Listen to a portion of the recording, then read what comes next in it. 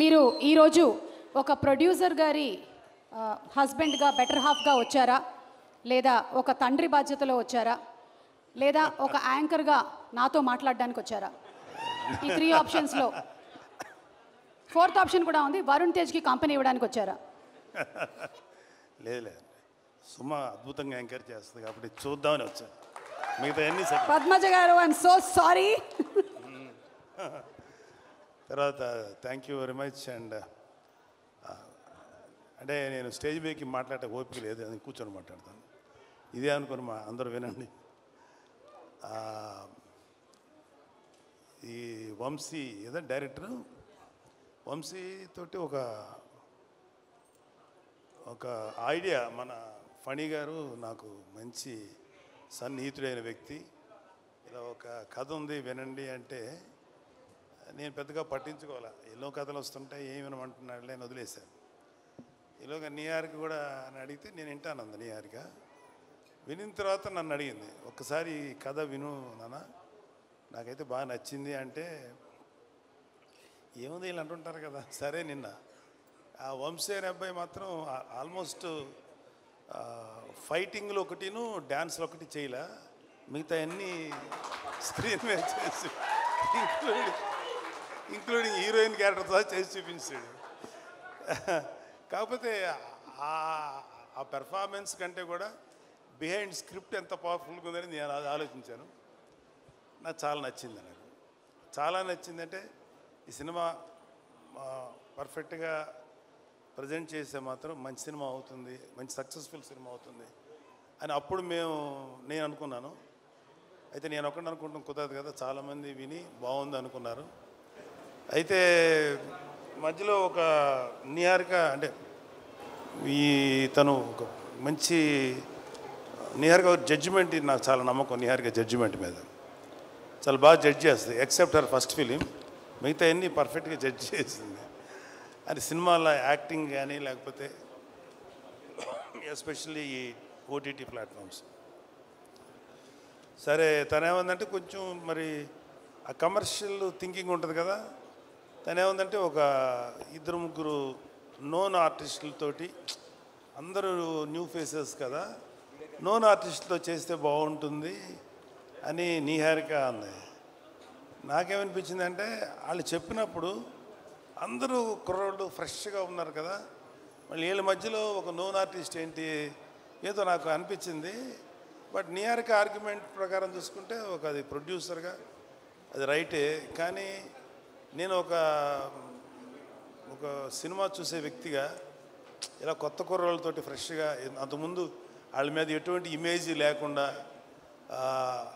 అంటే కంటెంట్ మాత్రమే మన బ్రెయిన్లోకి వెళ్తుంది అనే నమ్మకంతో నాకు అది అనిపించలే. నేను అక్కడ డిఫర్ అయ్యాను నిహారికతోటి. బట్ అల్టిమేట్గా డైరెక్టర్ అనుకునేది చేశాడు.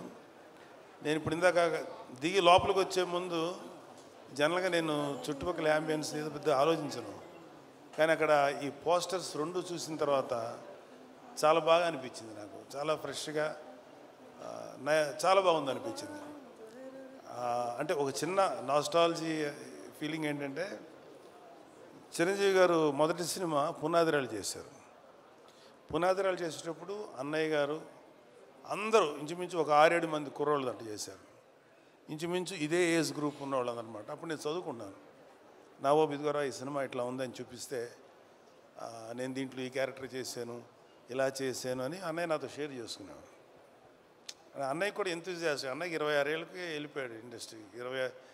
ఐ థింక్ వీళ్ళందరికీ అదే ఏజ్ గ్రూప్ ఉంటుంది, 22, 23, 24. సో 25 ఏళ్ళకి అన్నయ్య నాతో షేర్ చేసుకుంటుంటే, మాకు కూడా మా అన్నయ్య సినిమాలో యాక్ట్ చేస్తున్నారు కదా, అదొక చిన్న సాటిస్ఫాక్షన్ ఉండేది. సో అక్కడ కూడా విలేజ్లో వీళ్ళందరూ యంగ్స్టర్స్ అందరూ చేస్తుంటే, బహుశా అలాంటి ఫీలింగే వీళ్ళలో కూడా వచ్చి ఉంటుందేమో, అలాంటి ఎమోషన్స్ వచ్చి ఉంటాయేమో అనిపించింది.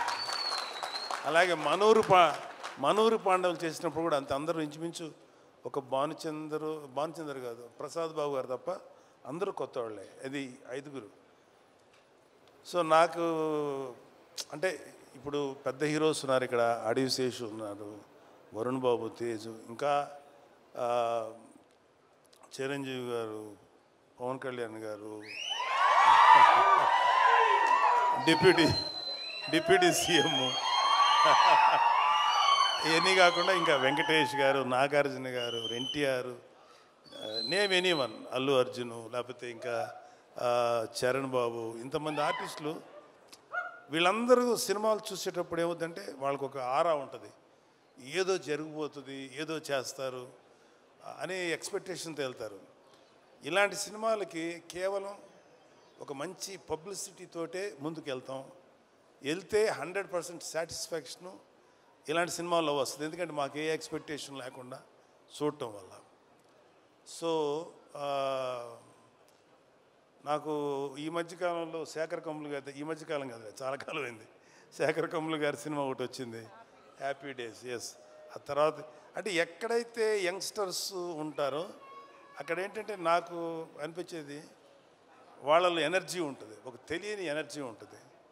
అది ఒక్కొక్కసారి ఓవర్బోర్డ్ అవుతుంది, ఒక్కొక్కసారి కొంచెం ఏదైనా తేడా జరగచ్చు. కానీ ఏది జరిగినా ఆ ఎనర్జీ తాలూకు ఇంపాక్ట్ మాత్రం ప్రతి ఒక్కళ్ళు ఫీల్ అవుతుంటారు. సో ఈ సినిమాకి చెప్పిన కథ, మన వంశీ చెప్పిన కథ మాత్రం నాకు చాలా నచ్చింది. సరే, ఇక్కడ ఆర్టిస్టులుగా చూసుకుంటే ఒక కురువృద్ధుడు సాయి కుమార్ తప్ప మిగతా అందరూ కొత్తగా ఉన్నారు. కానీ ప్రతి కుర్రోడి వెనకాల అవి కేవలం స్టిల్స్లా లేవు, వాళ్ళ వెనకాల వాళ్ళ యాటిట్యూడు, వాళ్ళ ఏదో ఫీల్ తెలుస్తుంది అక్కడ చూస్తున్నంటే. సో వీళ్ళల్లో ఆ కుర్రోడు అబ్బాయి పేరు ప్రసాద్ బెహ్రా, అబ్బాయిని కొంచెం టీవీలో చూసాం. మంచి డైలాగ్ రైటరు, కానీ అతనికి సినిమాలో చేయాలని కోరిక ఉంది. Prasad, you can try for a good dialogue writer, అది కూడా ట్రై చేయి. ఎందుకంటే కొన్ని ఎపిసోడ్స్ చూశాను టీవీల్లో తను చేసింది, చాలా బాగా రాస్తున్నాడు, చాలా కాంటెంపరీగా రాస్తున్నాడు. మిగతా వాళ్ళ గురించి నాకు ఇంకా డీటెయిల్ తెలియదు కాబట్టి తప్పుగా అనుకోకండి, మీరు అందరూ డెఫినెట్గా ఎక్సలెంట్గా చేస్తుంటారు. నేను ఆ ట్రైలర్ చూసినప్పుడు మాత్రం నాకు చాలా బాగా చేశారనిపించింది అందరూ. అండ్ ఈవెన్ హీరోయిన్స్ వాళ్ళ పాత్రల పరిధికి చాలా బాగా చేస్తుంటారని ఎక్స్పెక్ట్ చేస్తున్నాను. మ్యూజిక్ డైరెక్టర్ అనుదీప్ కూడా చాలా మంచి సాంగ్స్ ఇచ్చారు కాకపోతే నాకు అనిపించింది ఏంటంటే అనుదీప్ కూడా ఒక క్యారెక్టర్ చేస్తుంటే ఏమైపోద్ది, ఇంతమందిలో అతను ఒక క్యారెక్టర్ చేస్తుంటే పోద్ది కదా, ఒక క్యారెక్టర్ అనిపించింది. కానీ డైరెక్టరు నిన్ను తొక్కేసాడు అనుదీప్. మిగతా ఆర్టిస్టులు అందరూ కలిసి నిన్ను వస్తే నువ్వు ఎక్కడ డామినేట్ చేస్తావు, నిన్ను తొక్కేశారు, నిన్ను కేవలం బిహైండ్ ది కెమెరాను పెట్టారు. Thank you. అండ్ మా స్నేహితుడు, నా ఆత్మీయుడు, మా ఫణి, ఒక చిన్న అతను వేరే బిజినెస్లు ఎంతున్నా సరే అతనికి ఒక సినిమా చేయాలని ఒక చిన్న పిచ్చి అంటారా, లేకపోతే ప్యాషన్. తను ఏంటంటే నేను నిహారిక గారి బ్యానర్లో కలిసి చేద్దాం అనుకుంటున్నాను. ఎందుకంటే నిహారిక గారికి ఒక మంచి టేస్ట్ ఉంది, లేకపోతే ప్రొడక్షన్లో గ్రిప్ ఉంటుంది, జడ్జిమెంట్ బాగుంటుంది. సో తనతో చేస్తే నాకు కూడా ఒక టేస్ట్ ఉంది. సో ఒక మంచి ప్రాజెక్ట్స్ వస్తాయేమో అనే ఉద్దేశంతో అంటే నిహారిక ఒక మంచి కథ వినిన తర్వాతే డిసైడ్ చేస్తానని చెప్పింది. కథ వింది, చక్కగా నాకు చెప్పి అంత ఓకే అయింది. I'm very thankful to all of you. And ఈ సినిమా మాత్రం నాకెందుకో గట్ ఫీలింగు, అంటే ఈ సినిమా బేసిక్ కథ గుర్తుంది, నాకు చాలా సీన్స్ గుర్తున్నాయి. మధ్యలో 2-3 చోట్ల కొన్ని సీన్స్ వంశీ చెప్పినప్పుడు కొంచెం గొంతు చోక్ అయింది, అంటే కళ్ళనీళ్ళు రాక గొంతు అలా పట్టినట్టుగా పట్టింది. అంత బాగా ఎమోషన్స్ డీల్ చేశాడు. ఇంకా సినిమా గురించి చాలా చెప్పి సినిమాని చెడగొట్టడం నాకు ఇష్టం లేదు. కాకపోతే ఈ సినిమాలో ఒక ఫినిషింగ్ టచ్ మాత్రం మీకు ఎక్కడో ఎవరినో ఒక ప్రముఖ నాయకుడిని చూసిన ఫీలింగ్ అయితే వస్తుంది. అతను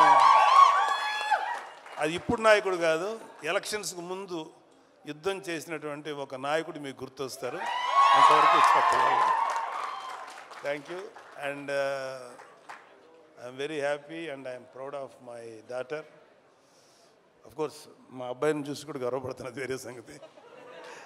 మా అబ్బాయినే కాదు, మా మేనలుడు, ఇంక్లూడింగ్ అక్కడ అడిశేష్ ఉన్నాడు, అడవిశేషు కళ్యాణ్ బాబు గారిది పంజాలు యాక్ట్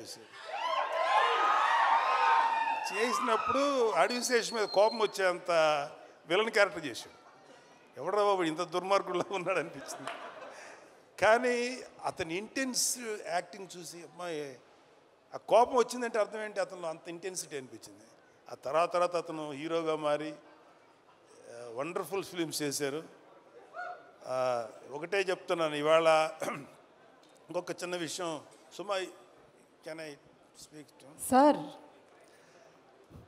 మాకు మాట్లాడితే మమ్మల్ని మెగా ఫ్యామిలీ, వీళ్ళు తప్ప ఇంకెవరు ఉండరు అనేటువంటి అలా కొంతమంది ఫ్యామిలీస్ మీద ఈ పనికి మాలిన మాటలు మాట్లాడే ఎదవలు చాలామంది చూస్తారు.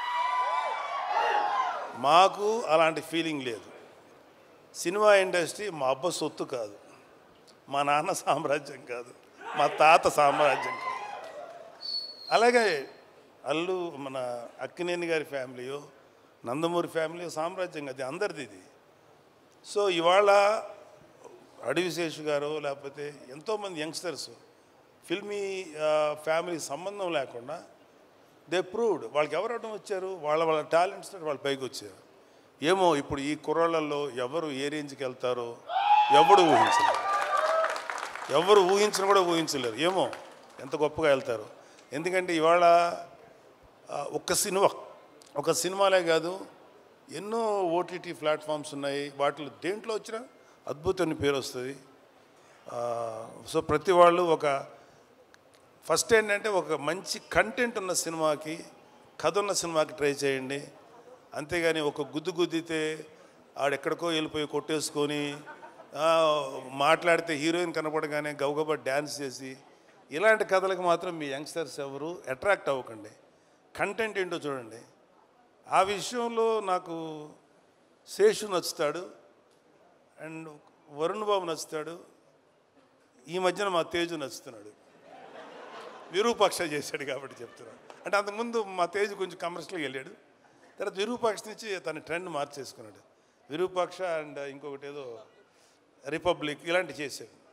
సో ఒక వరుణ్కి నాకు ఒకసారి డిస్కషన్ వచ్చింది, ఎందుకురా నువ్వు కొంచెం కష్టమైన క్యారెక్టర్లు సెలెక్ట్ చేసుకుంటావు, చాలా కమర్షియల్ సినిమాలు చేయొచ్చు కదా అంటే, నాన్న ఒక 100 సినిమాలు రిలీజ్ అనుకున్నాను, అందులో ఒక 10 సినిమాలు కొంచెం డిఫికల్ట్గా అంటే కొత్తదనంగా ఉంటాయి. వాటిల్లో కనీసం ఒక 5 సినిమాలన్నా ఆడటానికి అవకాశం ఉంటుంది. 90 సినిమాలు రెగ్యులర్ కమర్షియల్ సినిమాలు ఉంటాయి. ఈ 90 సినిమాల్లో ఒక 10-15 ఆడతాయి. మరి ఎక్కువ ఆడుతున్నాయి కదా అన్న, కానీ రేషియో చూసుకున్నాను 90లో 10 ఆడతాయి, ఇక్కడ 10లో 5 ఆడతాయి. కాబట్టి ఎప్పుడు కూడా ఒక కొత్తదనం కోసం వెళ్తేనే యాక్సెప్ట్ చేస్తారని చెప్పి, అది నాకు చిన్నవాడైనా వాడిచ్చిన రియలైజేషన్. అలాగే నిహారిక అంటే కొంచెం సెల్ఫ్ వేసుకోవాలి కదా నా పిల్లల గురించి, తప్పదు. ఎవరు సెల్ఫ్ వాళ్ళు వేసుకున్నారు, ఇక్కడ మన డబ్బా మనమే కొట్టుకోవాలి కదా. ఏదో గుర్తు రావక్కర్లేదు, నేను సీరియస్గా అంటున్నా. Niharika my sweetest kid. ఎంత స్వీటెస్ట్ అంటే ఇలాంటి చిన్నపిల్లప్పుడు ఒక 3 ఏళ్ళు ఆ టైం ఉన్నప్పుడు ఇంకా స్టార్ట్ అవుతుంది కదా, 4 ఏళ్ళ తర్వాత 5 ఏళ్ళ తర్వాత అమ్మ ఇండిపెండెంట్గా పడుకోండి అంటే ఆ బెడ్రూమ్లోకి వెళ్ళి పడుకునేది. వాళ్ళ అమ్మ వంటింటికి వెళ్ళాక సైలెంట్గా వచ్చి నేను ఇక్కడే పడుకుంటాననేది. సరే అమ్మ, మరి మీ అమ్మ తన్నేసి బయటికి పంపుతుంది కదా, అమ్మ చూడకుండా దాచిపెట్టేది. అప్పుడు నా షర్ట్ తీస్తే షర్ట్ లోపల దాక్కునేది. అప్పుడు ఇంత ఉండేది కదా, ఇంతే ఉండేది. దాక్కొని పడుకొని పద్మ వచ్చేది, ఎక్కడుందని దాని తెలుసు, పడుకుంది. పద్మ లేదు, పద్మ ఇక్కడ అని చెప్పాడు. ఇలాగేదో సో ఒకటే చెప్తున్నాను. ఇప్పుడు ఇందాక ఒక పాప ఎవరో ఎమోషనల్ అయ్యింది. ఇవాళ మన కళ్ళ ముందు ఆడపిల్లలు ఎంత గ్రోత్ చూపిస్తారు, ఎంత గొప్పగా ఎదుగుతారనేది మన సుమ. నాకు తెలిసినంత వరకు సుమ కామెడీగా మాట్లాడుతుంది, సరదాగా ఉంటుంది. కాబట్టి నేను ఎప్పుడు సుమాని కామెడీగా తీసుకోను. ఎందుకంటే నాకు తెలిసి ఈరోజు కాకపోయినా ఇంకొక 1 year తర్వాత 2 years తర్వాత అయినా డెఫినెట్గా సుమ ఒక legendary anchor, legendary host. Suma చాలా గ్లామరస్గా స్టైలిష్గా ఉండదు. సుమ ఎక్కువ ఏమన్నా, కానీ సుమ స్టేజ్ ఎక్కిందంటే దుమ్ము దులిపేస్తుంది. నేను చూసింది సుమ ఉందా పర్లేదు కొంచెంసేపు మనకి టైంపాస్ అవుతుంది అని, అలా ఉంది సుమ. జబర్దస్త్ వాళ్ళ అదృష్టం ఏంటంటే అప్పటికి జబర్దస్త్ వాళ్ళు రాకముందు సుమ ఇండస్ట్రీకి వచ్చింది. సుమ జబర్దస్త్కి రాకుండా చాలామందిని కాపాడింది. అంత గొప్ప అంటే ఆడవాళ్ళల్లో అంత కామెడీ ఉంటుంది అనేది నాకు ఊహ కూడా అందలేదు. సుమను చూసిన తర్వాత అమ్మ తక్కువ వాళ్ళు కాదురా బాబు. అలాగా ఆడపిల్లలందరూ కూడా జస్ట్ బ్రేక్ యువర్ చైన్స్. ఎవడు కూడా మిమ్మల్ని ఆపడానికి ట్రై చేస్తే మాత్రం మీరు ఆకండి. Prove yourself. The world is yours.